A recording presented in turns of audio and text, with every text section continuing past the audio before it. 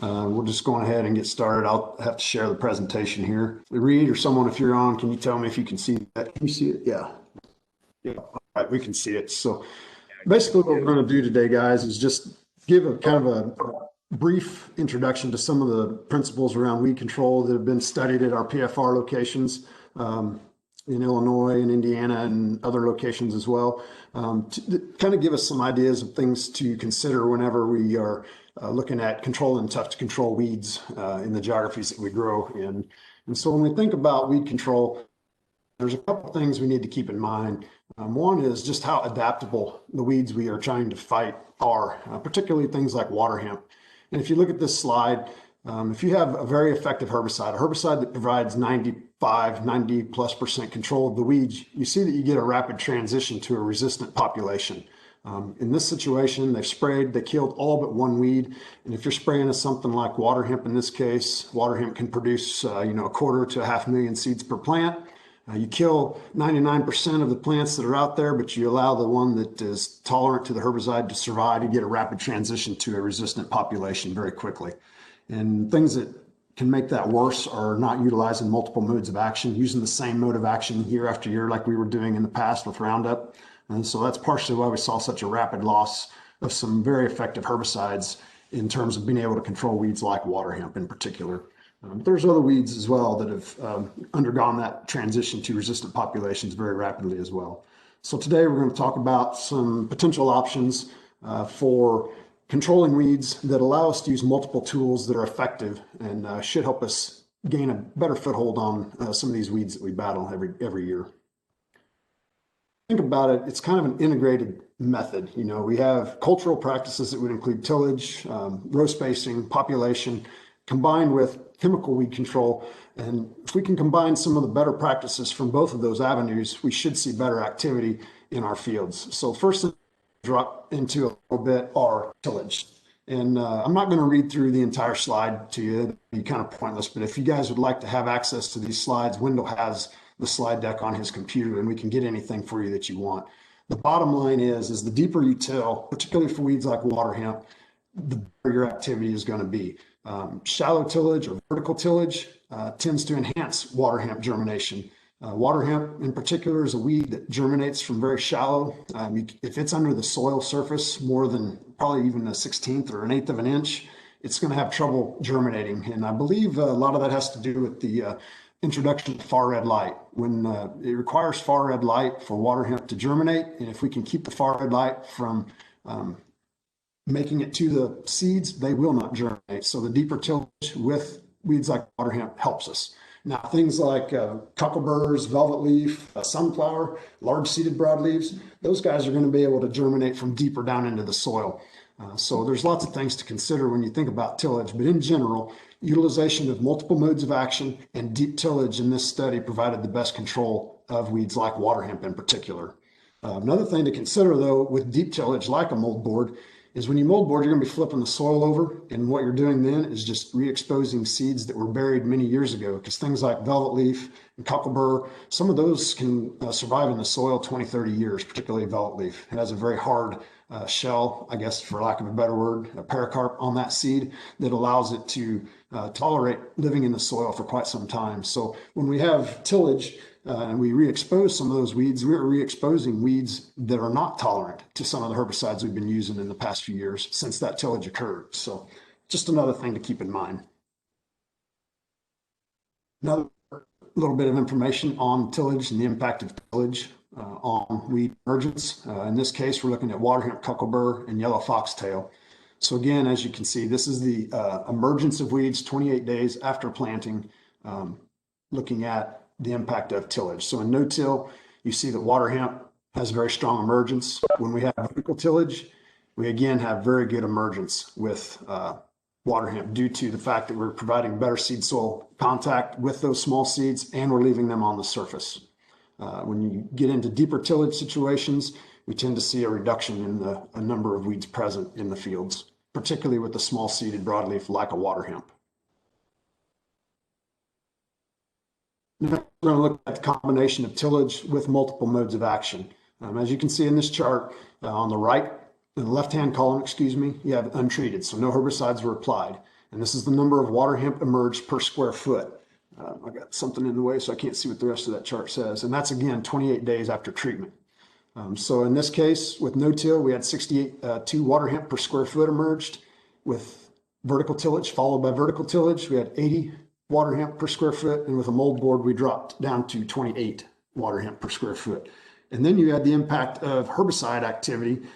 Adding just one site of action to the mix gave us a pretty significant reduction in water hemp emergence per square foot. But when we added 2 more sites of action to give us 3 effective sites of action on water hemp, you see a dramatic improvement in water hemp reduction in emergence in this study.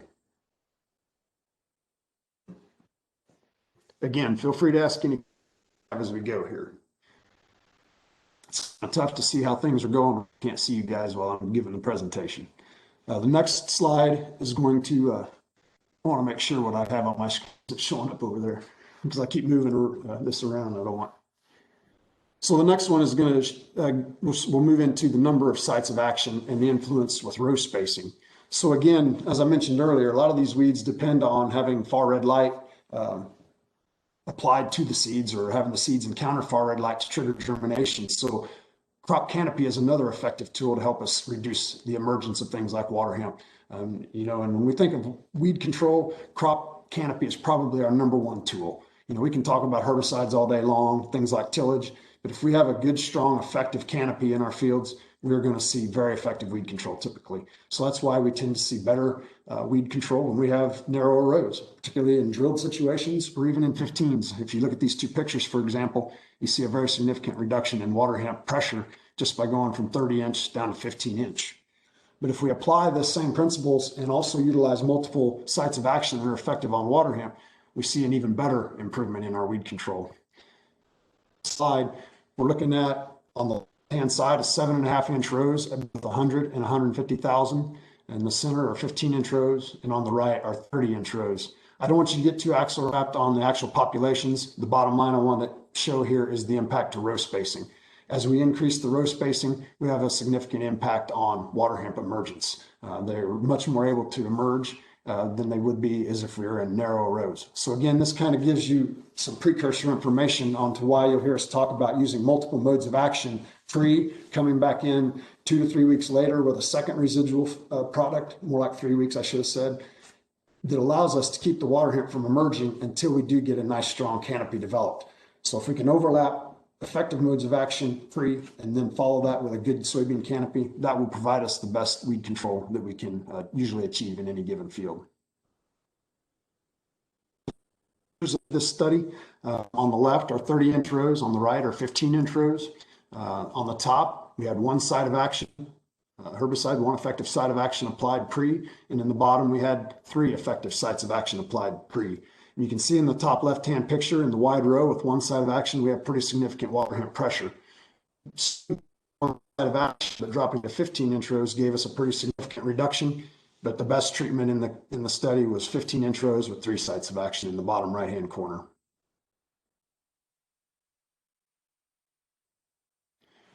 We're going to switch gears here now. So if anybody has any questions on some of the cultural practices related to row spacing and population and things like that, feel free to ask. Otherwise, we're going to jump into a little bit more of a discussion on some actual herbicide treatments and some of their effectiveness and some of the studies we've conducted at our PFR locations. Too much stuff on my can't see. This first study, we're looking at Marestail control 21 days after treatment with multiple Burndown treatments. So in this case, on the right, you see Enlist One plus Roundup Powermax. And then we move on through with different treatments, including Liberty, Sharpen, and Clarity. And in general, what we find is our best activity with Marestail occurs when we use products that contain dicamba with the Clarity treatments or Sharpen. And so when we use Sharpen or Clarity combined with things like Liberty or glyphosate, we see very good activity on Marestail. Another key with Marestail is going to be making sure these treatments occur before the Marestail get very large. Once the Marestail start to bolt, they become much tougher to kill. But even in that case, when we utilize things like Sharpen or Clarity in the mix, we still see better activity. And right now, our fields are starting to get little bit loaded up with Marestail. They come up in the fall. One issue with Marestail is we've begun to see some of them emerge in the spring as well. So that's why an early spring burn down or prior to planting burn down usually is going to give us our best activity while those Marestail are still in the rosette stage prior to bolting, which is a time frame where they're much easier to kill. But again, to summarize this slide, the addition of either sharpen or clarity to the mix usually provides us much better activity on Marestail control. On the left is the untreated check to show you the pressure we had. And you can see there's quite a bit of Marestail in that study. You see some common ragweed and some grass that has come up in those untreated checks. In the center, you see clarity plus sharpen plus glyphosate 21 days after treatment. And on the right is just clarity and glyphosate 21 days after treatment. You can see the addition of dicamba to the Roundup alone on the right was fairly effective, but with the addition of sharpen to the mix in the center, we had our best activity. That's 2 effective sites of action on Marestail, which gives us our best opportunity for control.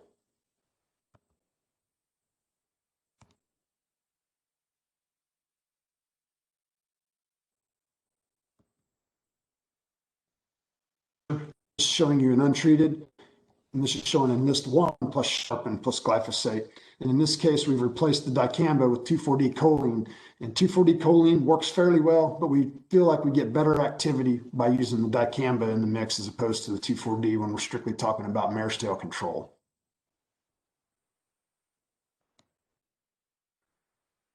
Enlist One plus glyphosate or Enlist One plus Liberty.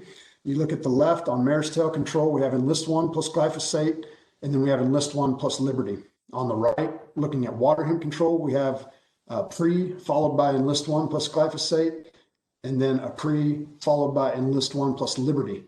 And what we're looking at on the left is the impact of the Liberty to the control of Marestail. Liberty does provide us quite a bit of activity on Marestail as well in a burn down situation when it's combined with the 2,4-D choline of Enlist One. So again, adding that burning activity from the Liberty to the Enlist One does increase our activity significantly when we're using the Enlist system. On the right-hand side, looking at the flags were placed to indicate where there were living water hemp plants. And you can see that when we use Enlist One plus Liberty, we had much better control of the water hemp than we had Enlist One plus glyphosate. This system works well, especially whenever we can combine Liberty to the 2,4-D choline in the mix. We see very nice activity in our soybean fields for water hemp control. We're going to switch gears here and spend a little time on the importance of utilizing pre's in our mix, in our systems. So what we're going to look at here is a comparison of treatments where we had one site of action, one effective site of action on the control of water hemp versus treatments that included 3 active sites of action for water hemp. And again, utilizing the flags to mark water hemp in the fields, you can kind of get a feel for where we just used the single site of action with Zidua.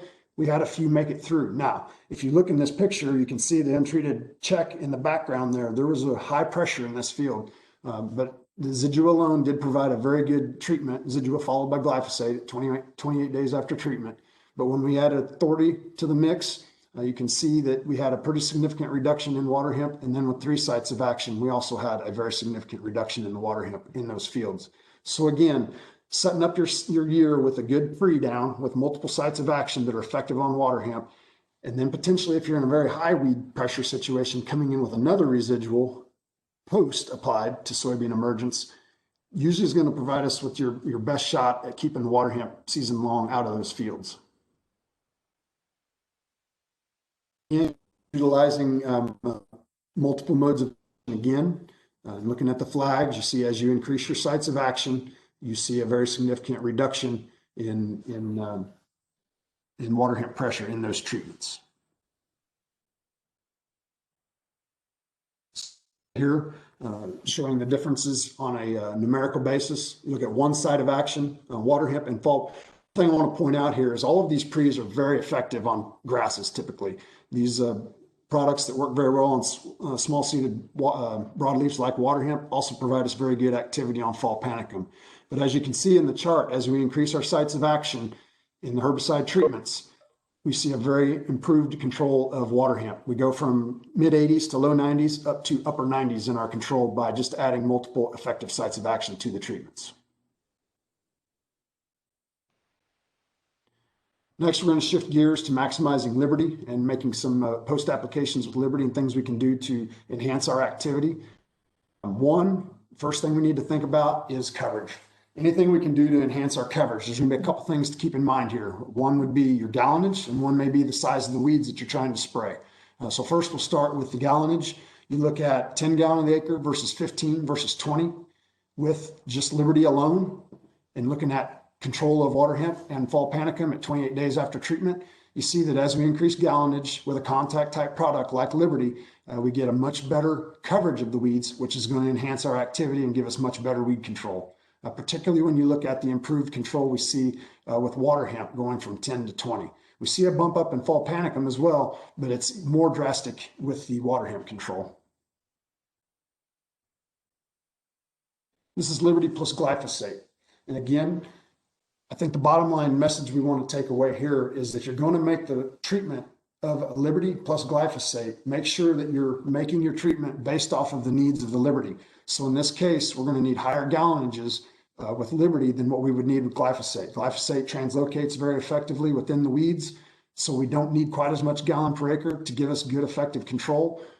But when we're trying to enhance our overall weed control in the field, particularly of Waterhemp, having a high carrier volume to give us good coverage of the weeds is going to give us the most activity on the Waterhemp.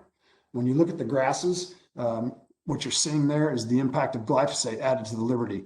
Glyphosate is probably one of the most effective compounds there is post-applied, and you can see that even at low gallonages, we had very good activity on the fall panicum. But when we have to consider that the broadleafs that we're trying to fight are going to be controlled much better at high gallonage, it's a pretty good indicator that when we're making a combination treatment of Liberty and glyphosate, we need to make sure that we're carrying a lot of water to make sure we enhance our coverage. Treatments left is the untreated to give you a feel of pressure. In the middle is Liberty plus glyphosate at 20 gallons to the acre, and on the right is Liberty alone at 20 gallons to the acre. One thing I want to point out to you, it makes it look like the Liberty alone was more effective than the Liberty glyphosate, but if you look at the soybeans in that center plot, we had a poor canopy, so that kind of as well gives you an indication of the impact of canopy and the influence on Waterhemp emergence. In general, though, all of our treatments would indicate that Liberty plus glyphosate, as long as your rate is equal, if you're putting on 32 ounces of Liberty, we need to make sure we're at least 32 ounces of glyphosate. If we do that and we make sure we have a good mix, we'll get the best activity as long as we have adequate coverage.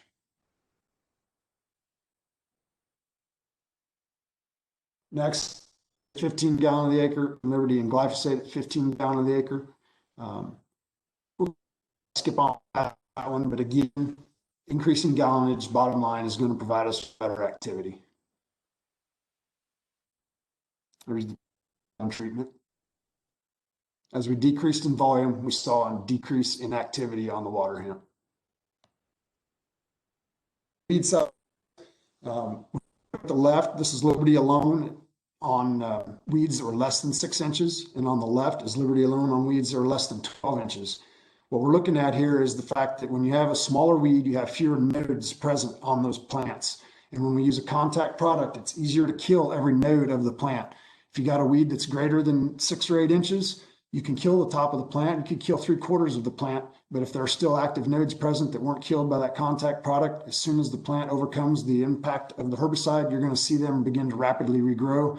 You'll typically have a bushier, more aggressive plant than you would have had you obviously, so a plant that was uninjured is going to have fewer branches than ones that is injured. So when we spray Liberty alone on a big Waterhemp, we wind up releasing apical dominance in those plants, and you wind up with a large bushy plant. And that's what we tend to see. I saw a lot of that last year where we had pockets of Waterhemp and guys had gone in and sprayed. Whether you're looking at the size of the weed or the fact that the bigger the weed can shade smaller weeds, we wind up with more survival of the Waterhemp in those situations. Next is looking at proper spray nozzle selection. You're looking at a regular extended range T-jet flat fan on the left, an air inducted extended range in the middle, and then a turbo T-jet inducted on the right. So obviously the TTI nozzle is providing you with a much larger droplet size, which is effective for a product like glyphosate or potentially dicamba. But whenever we're talking about a contact product like Liberty, we need to make sure that we're painting the entire surface of the plant to enhance our weed control. So in this case, when we're spraying something like Liberty, an XR T-Jet flat fan or even a turbo T-Jet, some of those type products, non-inducted, would provide us with the smaller droplet size and better coverage of the plants, which would enhance the activity. Because anywhere where the product touches the weed, it's going to provide kill to those plants. If we have gaps in our spray pattern or in our coverage of the leaf, we would see a reduction in activity with a contact product like Liberty. Support that. This is percent visual control 14 days after treatment with Liberty and glyphosate tank mixes on Waterhemp control. And you can see we had 93% activity with the regular flat fan. And as our droplet size increased, we saw a reduction in control of the Waterhemp.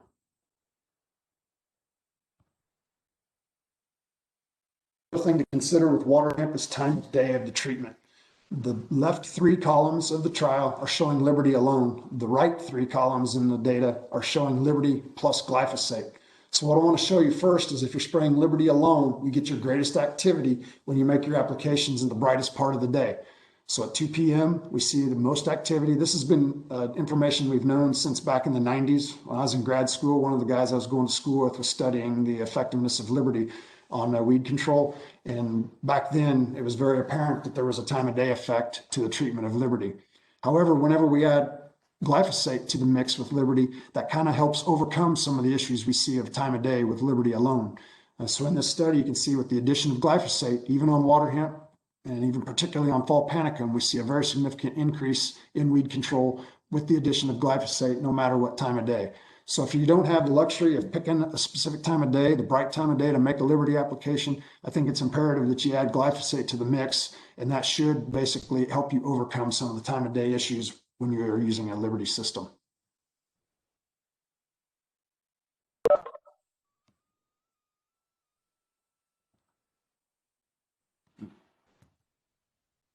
Here's some pictures of what we just covered. On the left is the untreated to show you weed pressure. In the middle is Liberty alone at 2 p.m., 28 days after treatment. And on the right is Liberty plus glyphosate at 2 p.m., 28 days after treatment. It's hard to see in the pictures, but there is a significant reduction in the presence of Waterhemp in the treatment on the right with the addition of glyphosate, even though the application was made at the best time of day for Liberty control.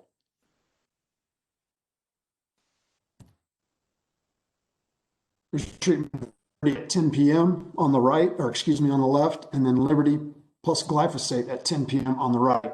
And I wished we would have used flags in these photographs to show you, but there was a very nice improvement in activity, even at a 10 p.m. application by the addition of glyphosate to the Liberty treatment.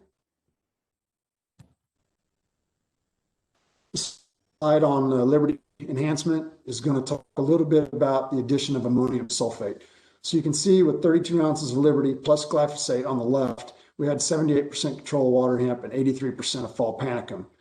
Whenever we go to 32 ounces of Liberty plus glyphosate and add 3 pounds of ammonium sulfate, that activity is increased to 94 and 96%. Sometimes when it's very hot, we'll want to reduce that amount of ammonium sulfate down to 2 pounds, which the second column is indicating, the 32 ounces of Liberty plus glyphosate and 2 pounds of ammonium sulfate. You see that we had pretty good activity. But if the weather is going to be a little cooler and not quite as conducive for weed control, we feel like the 3 pounds of ammonium sulfate is our best bet to help enhance the activity, particularly on weeds like Waterhemp. Again, this chart also gives you an indication of the importance of having Roundup in the mix to help control grass. The 3 treatments to the left all had glyphosate.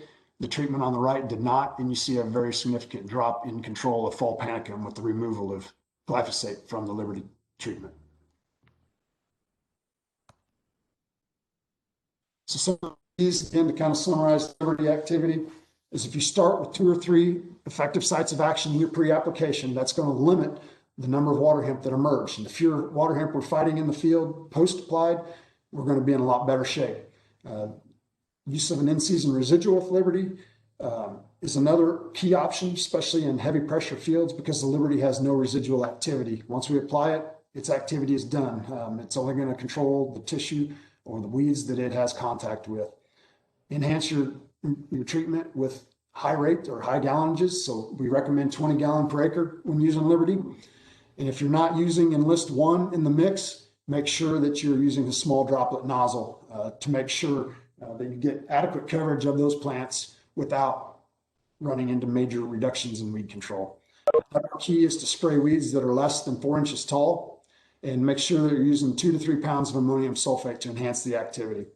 And again, time of day is critical, as well as spraying weeds when they're very small. That will ensure that you get the best activity. Next, look at enhancing the activity of Enlist One.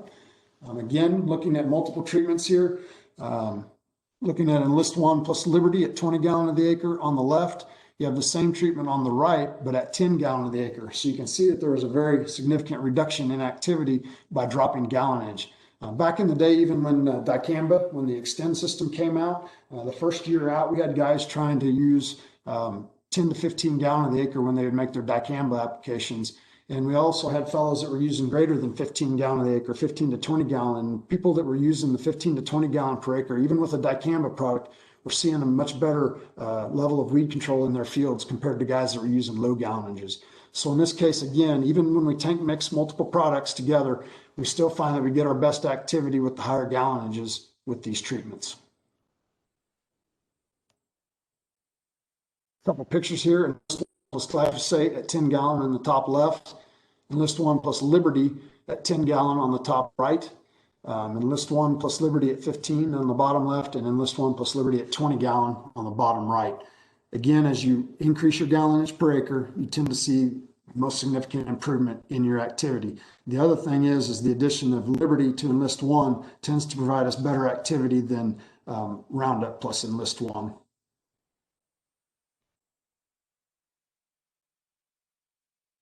To look at the different treatments, you see Waterhemp and fall panicum control. One thing to point out is Enlist One does not provide us activity on fall panicum. So whenever we have grass issues in our fields, we need to make sure that we have the addition of another product that's going to provide us the activity for the grass.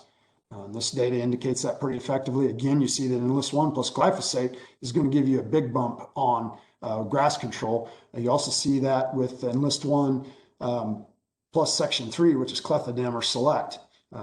However, what we run into with Liberty and some of these other products in there, we get a little bit of antagonism. So we see a reduction in activity on our grass control in those tank mixes compared to what you see with Enlist One plus glyphosate. So a guy has to take into account what is his primary target you're going after. And if you have a lot of grass problems, you need to make sure that the treatments you're making are going to help you with the grass, because otherwise we do see some antagonism with that. So here's a couple pictures of Enlist One plus glyphosate, One plus Liberty. Again, that gives you the good indicator of the loss of grass control. When you remove the glyphosate from the mix, you can see on the top left, the grass control was very good, but on the right at the top with Liberty and Enlist One, we have a lot of grass pressure remaining. But then on the bottom left, Enlist One plus Liberty plus clethodim. Clethodim is very effective on grasses, but we had some antagonistic effects in those treatments on grass control, as well as with Liberty and Anthem in Enlist One. We had a reduction in grass control. So again, for grass, our best option would be to use Enlist One plus glyphosate. Waterhemp and panicum control, again, when you have the option of when you use the recommended pre's, you can see as you increase your number of modes of action on your pre's, we see an increase in the activity on Waterhemp control. Every one of these treatments would be considered effective. Anytime I can be in the 90 some odd +% range and higher on my control, I feel very good. But again, in situations where we have very high Waterhemp pressure, multiple modes of action are going to provide us with the best activity. And in worst case scenarios, you're going to want to use a pre followed by a residual that's in crop as well.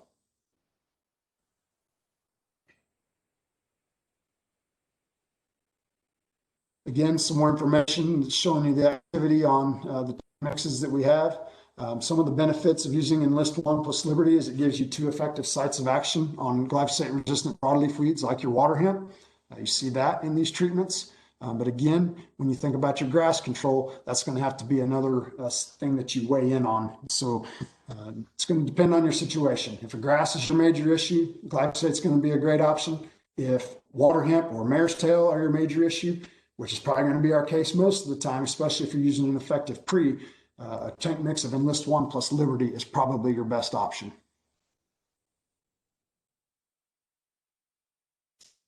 This just kind of summarizes that. Whenever we use Enlist One plus Liberty, we see our best activity on the Waterhemp. So in this case, you're looking at a plot that had limited grass pressure, and you can see the third picture from the left or the second from the right, we had our best activity on Waterhemp when we had Enlist One plus Liberty. And this is 35 days after treatment.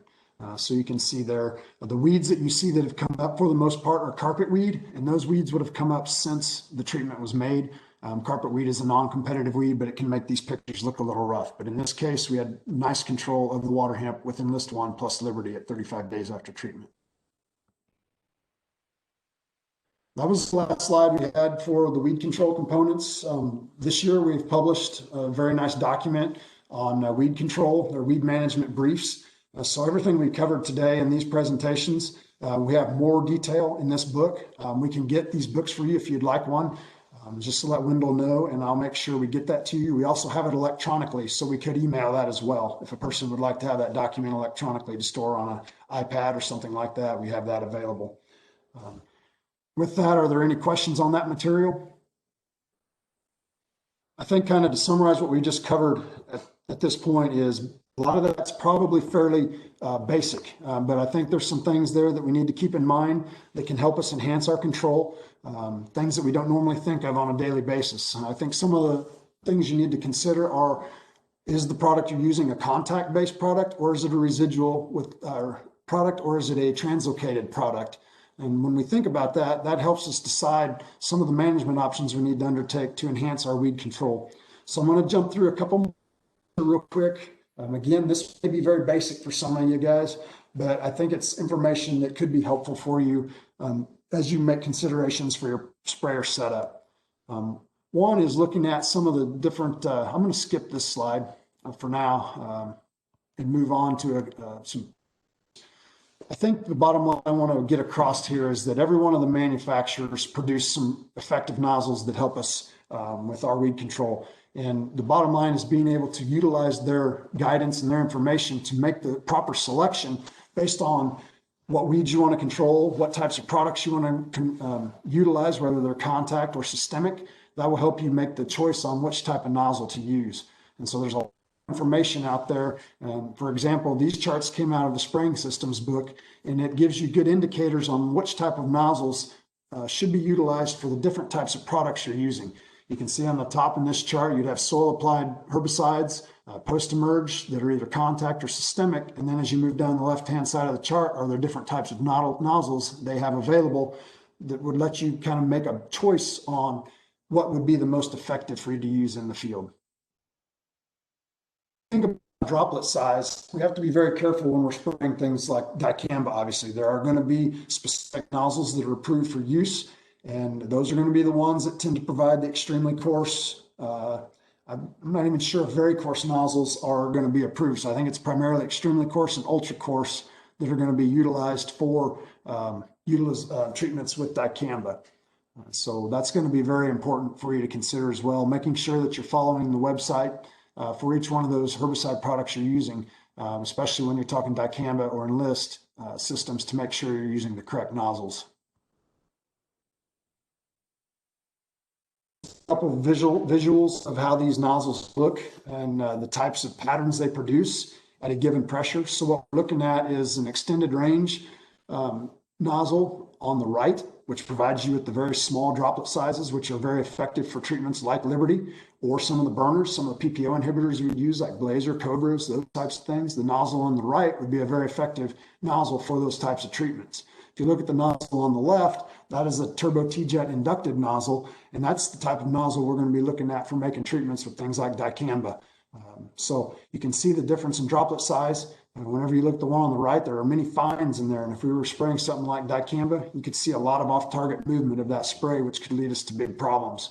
Whereas the nozzle on the left is providing large droplets that are not going to stay suspended in the atmosphere for very long. They're going to go straight down, hopefully, and land on your target and reduce your potential risk.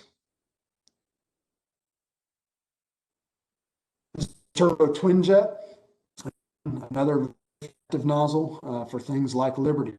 You get the twin nozzle spraying in 2 different directions, and that would give you very good opportunity to enhance your coverage of the weeds to give you improved activity on your weed control. A couple more resources here. So there's a lot of information on this website about pulse width modulation. You see that on those sprayers that are continuously turning on and off. They don't adjust pressure or volume. They do that by turning on and off rapidly as you go through the field at different speeds or as you turn and things like that, and in fields with contours to them. So I think that some of these websites provide you with very good background information as you make decisions on how you want to treat your fields if you're making your own applications to enhance your activity, but as well as to decrease your risk of off-target movement. So these are just some things. If you want these links, we can get these to you, and you could have them available to read some of this information. That is all we had to cover today. If you have any questions, I'll stay on here for a second and you can ask. Otherwise, you can get a hold of Wendell or anyone, and we can try to get information to you that you may need. Thank you.